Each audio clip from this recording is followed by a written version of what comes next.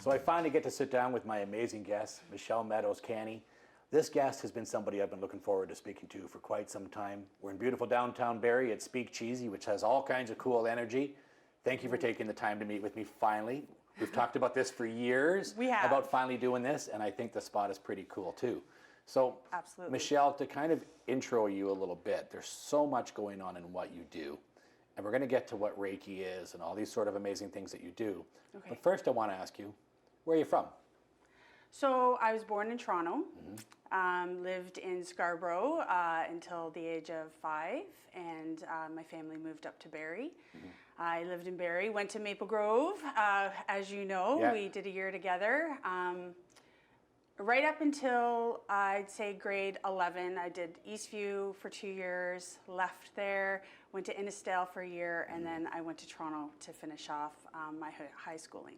Okay. Lived in Toronto for quite a few years, moved back up to Barrie, and then I took off to Ireland for 5 years, which was life-changing for me. Now, Ireland is sort of a catalyst in your life. It's a real spot where transition in your life kind of turned things on for you upstairs. Right? Absolutely. And in your heart, obviously, and soul. So tell me a little bit about what you discovered, your husband, and life in Ireland. Tell me a bit about that. Yeah, so I discovered myself. One thing I just want to mention is when I look back, I still have a lot of journals from Maple Grove from when we were in grade 1 and grade 2, and we used to go down to the resource room and do creative writing. And a big theme in the books I still have is how I just constantly talked about Ireland. My mom was born in Northern Ireland in Larne, so there is a connection there. And it just almost seemed like a little bit of an obsession. I was just always so excited to hear about the stories. When I moved to Toronto, I worked in a restaurant right downtown at Church and Yonge Street and met somebody who was also from Ireland. He was now living here. His parents were divorced, and he chose to, move here. Yeah. So that was really the reason why I was taken back over to Ireland. Sure. Him and I moved over there, and we had gone over on holiday, and I had fallen in love. And knowing I was going to, came back, packed, told the family we were I've doing met him. it. He's pretty cool. Well, this was the first boyfriend. This was before Nigel. Wow. Yeah. Oh, okay. Yeah. So this was my ticket to ride. No, this is my ticket over to Ireland. Okay. This is what brought me there. Oh, right? cool. Okay. So sometimes, the universe has a funny way of bringing us to places. And I got there, and it was pretty immediately I felt an absolute calling. My soul felt a remembrance with the land, with the energy. I knew I was home, and I immediately began to unravel. And when I say that, I talk about all the things that were keeping me oppressed and repressed back here, the ideal of what I should be doing, where do we go to school at this age? Do we get married at this age? The expectation of having a child at this age, I should be buying a house. All of these things that I was anti. I still am trying to discover who I am. So that unraveling happened very fast for me in Ireland, and I realized I had done the right thing. Now, that also meant that there was going to be some big decisions to be made, because I did go over there with somebody. Yeah. And I met Nigel, my now husband, right? Who was 20 awesome. years ago we met. So and everything happened very fast. And I was introduced to people who felt that I had some offerings to do, and I had some qualities about me that, were different in a sense where a lot of people would say, that stuff's kind of, wrong, or it's not real, or you're manifesting it, or there's some, some issues happening. But I was really safe to grow in to who I was. And it's still a work in progress. I'm still doing it. Well, of course, right? For sure. But I have way less fear now. Well, that's good, because we have a North American mentality of making people fear things and almost making it look like if you have these sort of gifts that we're going to get more deeper into, it's almost, they either expect you to be a tarot card reader and some sort of circus freak, or they're going to frown down on you. And it's awful. And there's a wonderful European aspect of it where people seem to be a lot more open. It definitely was way more open over there, especially the healing aspect of like things like Reiki, things like therapeutic touch. My midwife, when I had my daughter over there, offered Reiki. A lot of the hospices and palliative cares over there offered it. Sure. The mediumship and the other stuff is a little bit, I would say, back in 2000 to 2005, not much talked about. It was more private.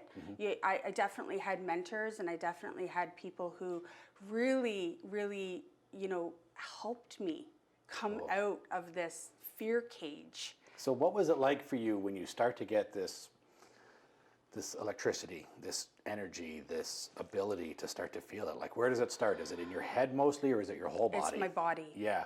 So then when you start to feel this, and let's sort of understand Reiki a little bit, just for a really short version, because there's so much to learn about you. Tell me a little bit about Reiki and what it does. So Reiki is basically a word, okay? And Ki, as we know, some people know, means energy. And Rei is esoteric in a sense that it could be universal energy or energy from source. So when we put them together, it's universal guided life force energy kind of a way. Perfect. Also, though, too, in the clinical aspect of it, and we think of it coming from Japan, and now, because I'm very much a person who works in clinical settings with Reiki, and talking about spiritually guided life energy doesn't really, cut it sometimes, where it's more of a meditation, and it's an art. It's deep. It is deep, and it's something that is a lifestyle as opposed to other, say, healing modalities that talk, strictly acupuncture. And we're talking about the meridians and things like that. Reiki is a lifestyle that we choose to. The founder of Reiki, Sensei Usui, talked about how we need to be responsible for our happiness. So what does that entail, Kevin? It means why might I be a worrier? Why can't I let go of anger? How can I be more grateful? It's taking part in that every day and realizing all the things that we have created or maybe we have brought on ourselves. And then what can I do to fix that? Because sometimes people come for Reiki sessions and they want you to fix it. They want me to fix it. They want a reading. They want someone maybe in the cards to come out and say, you need to do this, change your job, move. And that's not my responsibility. Well, there's a lot of people who are, well, I wouldn't say a lot, but there are people who are trying to trickle their way into Reiki. And they're not being authentic. And you and I had a moment at one point in my life where I went to you. And this is one of the reasons I actually asked you to be on the show, because you affected me so deeply one day. And I'm only going to take 10 seconds as quick as I can to tell this story. But I went in for Reiki to you, and I remember asking you why the top of my head was so hot. I've got my eyes closed. I open up my eyes finally. Your hands are 6 inches from my head, and the top of my head feels like you're holding a hairdryer to the top of my head. This heat was coming off my head, and I started to emotionally break down. I was crying, and I don't know why. And you said to me, you need to calm down. I'm like, I'm trying. You said, Jack says to calm down. And I immediately, my whole body just went like this chill. And I'm like, how do you know who Jack is? And you told me that he was there. Jack is my grandfather. I was always told he was my angel. That moment on, I'd never really met anybody truly as authentic as that moment in what you were and what wonderful ability you had. And I spent the rest of that session calm. And because of that, that was one of a very changing moment in my life. So this is one of the reasons I really wanted to sit and talk to you about who you are and talk to you, because it's authentic. Well, thank you for saying those words. Because you and I have a relationship, I felt it was okay for me to say about Jack. Typically, and this is what's really important for me to get across, is, Eastern Reiki practices, there's no readings. The thought process is if the Reiki practitioner starts to read or starts to communicate information to people, that they're implanting their ego, their thoughts, their impressions in on the session and actually taking away from the healing. So there's a lot of Western style, so North America, Reiki practitioners, Canada, the States, even in Europe, that have learned that the two go hand in hand.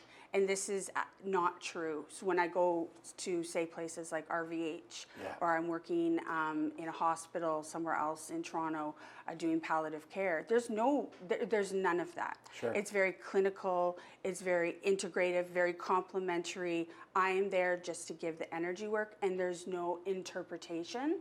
But because, you know, we had a connection, and lots of people that come to me, they know I'll do different styles of energy work and be able to then freely kind of talk to them about things, chakras, you know, visions, because people get a lot of visions on the table too. Absolutely, and there's going to be people who are going to be skeptical, of course. Absolutely. Right, like, come on. There's going to be people who are going to be thinking you're like Mel Gibson in What Every Woman Wants, right? And thinking, trust me, I don't want that ability. No man should, right? You don't want to know what they're thinking. Yeah. But you have this incredible, authentic way of doing it in a non-harmful, non-ever harmful way. It's incredible energy. And sometimes you have to take on a lot, don't you? You must have to battle not just what's going on in your world, but you pick up vibes and signals. Lots of vibes, lots of signals. I've learned though, so when I was younger, I look back, and now like when I see children who are empaths, who are, you know, having, you know, these labels put upon them, having a hard time in school and classrooms and stuff, you know, we're teaching kids now. There's such more of an openness into understanding what an empath is, what an intuitive is, how I can ground myself, how I can brush myself down, how I can do visualizations of colors around my body just to make me feel safe and whole. And I have chosen not to be a victim of being an empath, whereas a lot of empaths out there and people who are very sensitive, they're drained, it's like they're a burden on chronically them. ill, right? And we go through stages. I absolutely go through stages. I've gone through an 18-month stage now where since the passing of my mom, and you know this. We're going to come back to your mom in a second, yeah. But as an empath, I think I needed to go through the pain in order to get out on the other side and be stronger. But it's a work in progress. I have to learn how to not take it on.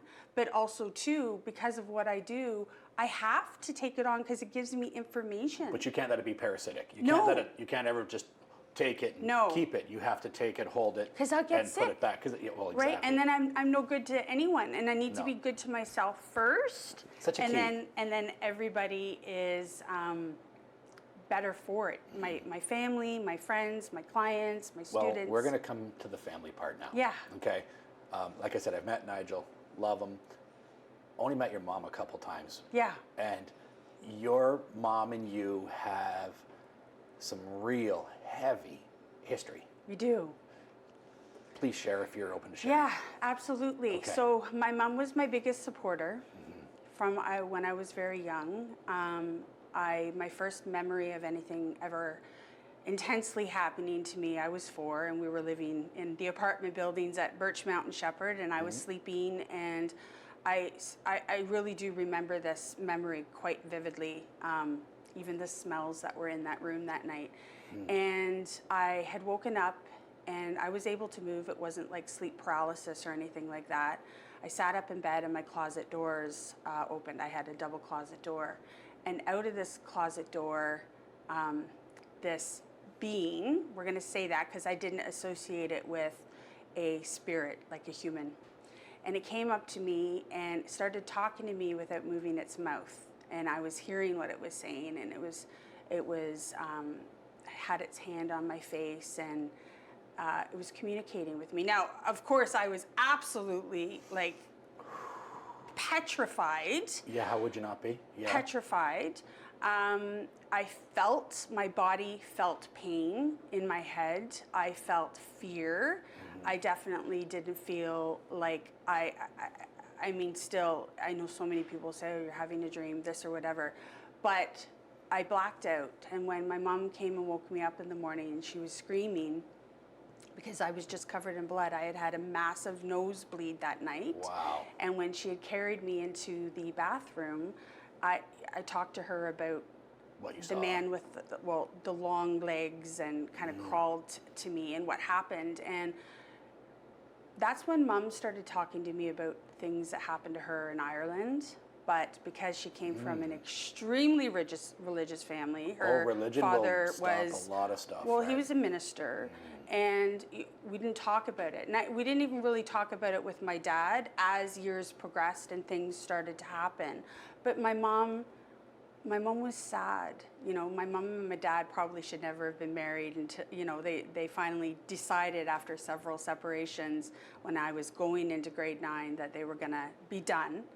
And I saw a lot of sadness in my mom, so I really bonded with her. Yeah. I really bonded. She was an empath. We were psychically connected. She Cool. always felt, you know, in my dreams, if I was having nightmares, she would hear me call to her. She would come in.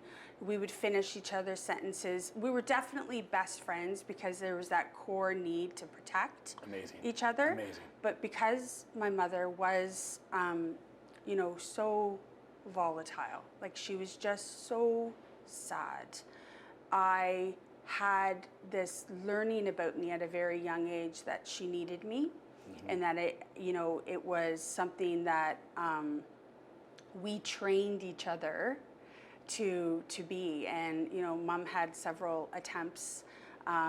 She Trying you to know, take her life she several tried. times. First time was 17, and I had the note beside my bed, and 911 was called, and that was a turning point. It was soon after that I fled to Toronto, and you know, It's a lot. it's a lot. I loved lot. her. I know she was suffering, and Yeah. as so many people know, like depression is something, you know, so many cocktails and so many types of antidepressants she was on that just weren't working, and she was doing trials, and you know, she was even accepted to deep brain stimulation, and you know, but her and I danced. We did this dance where, you know, it was I could only take so much, and then I would run, and then I would kind of come into myself a bit, and then I would come back, take care of her, and then I would run Well, again. you kind of have to leave, take inventory, realize Yeah. what you need to do, what you're going to need for this battle, and That's come back. right. Yeah. That's right. And, you know, it's very hard because, you know, back even in the 80s and in the 90s, people didn't have a tolerance for depression. You know, There's a how many stigma times, to it. People right? people need to understand being depressed is okay. Staying depressed is not. Right. Right? And so people don't understand that some people just need people to be, and being an empath, that is the key word in a lot of repair Yeah. in life, is being empathetic. That's Don't right. tell people how to fix their life. Yeah. Be empathetic to it. Yeah. Some people like to shame people. And, Absolutely. And embarrass or humiliate. Yeah. And they forget to be empathetic, because that is honestly the cure to the planet. In all honesty, Absolutely. it really is. We need to be more Absolutely. empathetic. It's something that was a theme in her life until she passed, which was just last May of 2018. She strived for happiness, but also too, in hindsight, looking back, and this kind of relates to the Reiki and the work we have to do, there was a lot of things my mom chose not to do in order to make her happy, Yeah. taking the conversations that needed to take place. So she was a big learning for me. Yeah. But I had to let her go when I was 27 to spread my wings and fair. fly to Ireland to Yeah. learn who I was, because I had already learned that I didn't want to follow in the same footsteps. Sure. You know, so I had to hurt her, I suppose. I was told constantly Sometimes hurt that growing her, for her is going to be right? the best time. That's right. But, you know, she was the happiest when she had her grandbabies. She loved Nigel. She came to visit Ireland, and she really felt Oh. a healing in Ireland several Yeah. times until she was just too ill to fly. And then we moved over, and for, you know, the past 14 years, Yeah. 13 years, she lived with us. And, you know, we had a really good relationship. I'm glad. But definitely, you know, Ireland was a turning point, and Mom's death was a turning point, because I know a lot of people who especially are only children, as an only child and as a caregiver, and because I do what I did, when she passed, I crumbled. It was like I lost my sense of identity. Yeah. Because I was caregiving role, I was the doting daughter, I had all these roles that I had created. Sure. And then she's gone, and I was bare. I felt like naked. I felt like, I'm nothing now. Like Yeah. I had such purpose. Sure. And I really have had to, dig deep and figure out what now, right? What is this teaching me? Yeah, So time the to get those pain wings. has to teach us something. For sure. So you touched on religion a little bit too, which Yeah. I think is such a key as well too, because I know, again, some of the skeptics that are going to be watching the show. Yeah. I've met people who won't even let their kids watch Harry Potter or read Harry Potter books because Yeah. they're believing, oh, it's witchcraft, and these are the people who, very Monty Python, Yeah. said burn the witches, and I know. they don't understand what Wicca is and what true witchcraft is. None of it's as dark as people say it is. There's an actual thing from the earth, and it's natural. Yeah. And so these wonderful gifts, we can call them gifts. There's incredible abilities and things that you've got, right? And share with me some of these things. I want to know some of the cool stories because people are going to want to know. Yeah. Tell me something really amazing that happened to you at one point, other than obviously the moment that you helped me out. Tell me something. Yeah. So 2 years ago, I was in Mexico. And As any good story starts. well, let me tell you, we had a private guide, my friend and myself, and off we went to Coba. And then right near Coba, first thing in the morning, she took us to a cenote that was, the tourists hadn't arrived yet because she had to deal with whatever. And we had the place to ourselves. And once we got in there, it started. And I'm telling you, full on, it was absolutely incredible. And I still think about this person to the day. I was transformed, I felt, into just a recent time, because the event had only just happened a couple weeks before us being there, of a man jumping in to the cenote, as you do, because they have platforms. But he had a heart attack. He was young. He was there on his, he just got married.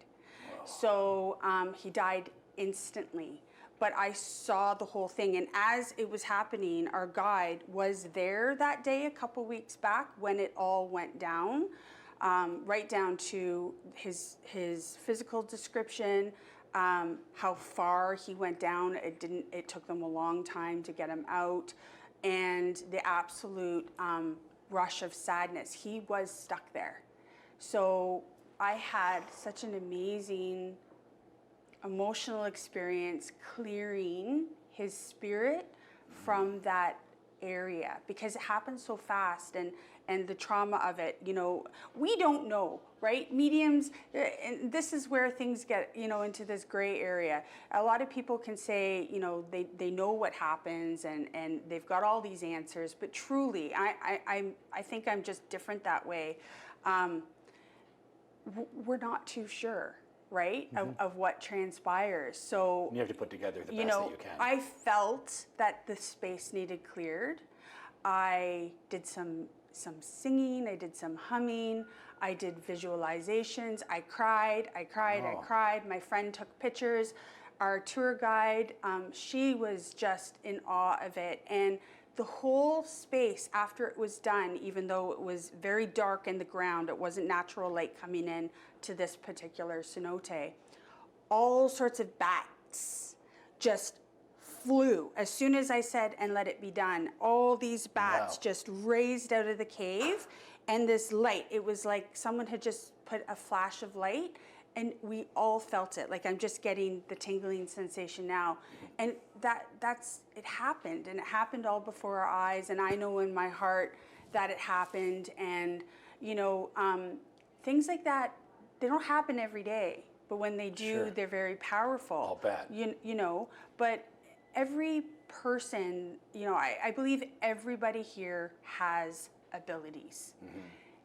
A lot of them tend to come out when we're younger, and then once we kind of hit puberty, or we are, when you think of the world being programmed, and depending on what kind of lifestyle we're raised in or belief system, it gets shut down. So either people are open to the experiences or people are no, right? Yeah. So we have these abilities, I believe, all of us. And some people, they have this clear knowing, right? I have a few of them. I have a lot of them. The audible hearing of spirit is probably my weakest, but I taste I taste things in my mouth, can touch people and know if they have diabetes or if they have, you know, allergies, you know, you sense things, you see things, images, visions, pictures in your head.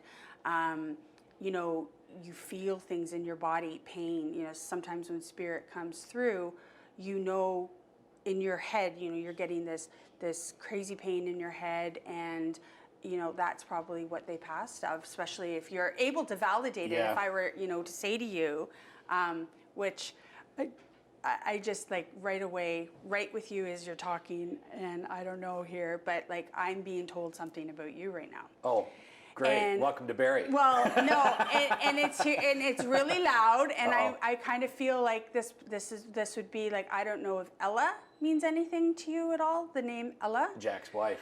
Ella is my grandmother.